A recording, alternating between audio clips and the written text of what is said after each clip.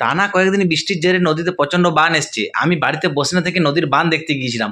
বান দেখতে গিয়ে দেখি নদীর বান তো অনেকটাই কমে গিয়েছে, কিন্তু খালে খালে খানিকটা জল দাঁড়িয়েছিল। আমি পাগুলো ধুতে গিয়ে দেখি একটা কি যেন মাছ কিলবিল করছে। আর মাছটা ধরতে দেখি ওই বাবা, এটা তো রুই মাছ। ওহ, কি আনন্দই না হচ্ছিল। বাড়িতে মাছটা সঙ্গে সঙ্গে নিয়ে চলে এলাম। ওয়াইফকে বললাম, এই নাও, আজ একটা নদী থেকে মাছ ধরে এনেছি, এটা নতুন কিছু রেসিপি বানাও। আমি কিন্তু আজকে আর সবজি বাজার করবো না। ওয়াইফ বললো, দেখো কি নতুন রেসিপি বানায়, আর রুই পোস্ত বানাবো। রুই পোস্ত শুনে আমার জিভে জল চলে এলো। ওয়াইফ সঙ্গে সঙ্গে মাছটা কেটে জলে ধুয়ে নুন হলুদ দিয়ে গরম তেলের মধ্যে একে একে ভাজতে শুরু করে দিল। আমি তো রেডি গরম গরম মাছ ভাজা খাবো বলে। মাছ ভাজা হতে হতে এদিকে পোস্ত বাটা শুরু হয়ে গেছে। পোস্ত বাটা প্রায় শেষের মুখেই। এদিকে পোস্ত বাটা শেষ, এদিকে মাছ ভাজাও কমপ্লিট। এক কাজ করি, আমি এই সময় কয়েকটা মাছ ভাজা খেয়ে নিই। এরপর যে তেলটা বেঁচেছিল ওই তেলেই ফোড়ন, কাঁচা পেঁয়াজ এবং কয়েকটা কাঁচা লঙ্কা চিড়ে ওর মধ্যে দিয়ে দিয়েছি। এরপর আদা রসুন বাটা ওর মধ্যে দিয়ে দিচ্ছি। তারপর বেশ খানিকক্ষণ নাড়াচাড়া করে দিচ্ছি। আমি এই সুযোগে এক কাজ করি, কয়েকটা মাছ ভাজা খেয়েই নিই। এই তো এরপর টমেটো পেস্ট ওর মধ্যে দিয়ে দিচ্ছি, নাড়াচাড়া করে দিচ্ছি। এক কাজ করি, একবার নাড়াচাড়া করি আর একবার একটা করে মাছ ভাজা খেয়ে নিই।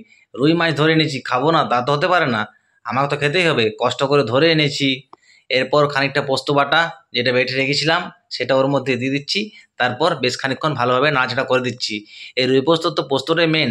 রুই পোস্ত কষতে গিয়ে আপনি আবার এই রুই পোস্তর মধ্যে হলুদ দিয়ে ফেলবেন না, তাহলে হলদে রুই পোস্ত হয়ে যাবে, সেটা খারাপ হবে না, একটা নতুন কালার ধারণ করবে। এরপর স্বাদ মতো লবণ ওর মধ্যে দিয়ে দিচ্ছি। খানিকক্ষণ এই পোস্ত দেওয়ার পর বেশিক্ষণ ফোটানোর প্রয়োজন নেই, অল্প একটু গরম হলেই একে একে মাছগুলো সেই পোস্তর মধ্যে দিয়ে দেবেন। গ্যাসের ফ্লেম কিন্তু একদম লো করে রাখবেন, তাহলে পোস্তটা পুরো ছিটে যাবে একদম। খানিকক্ষণ অল্প একটু নাড়াচাড়া করার পরে গ্যাসের ফ্লেম অফ করে দেবেন। আমার তো মনে হচ্ছে যে না, এখনই ভাত খেতে বসে যায়, কিন্তু সেটা তো আর ওয়াইফ মেনে নেবে না।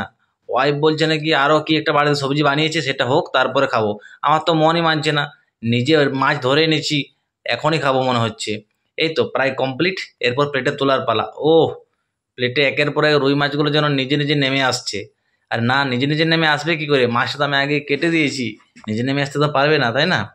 এই দেখুন, ওপর থেকে অল্প একটু ধনেপাতা ছড়িয়ে দিচ্ছি, আপনি চাইলে দিতেও পারেন আবার নাও পারেন।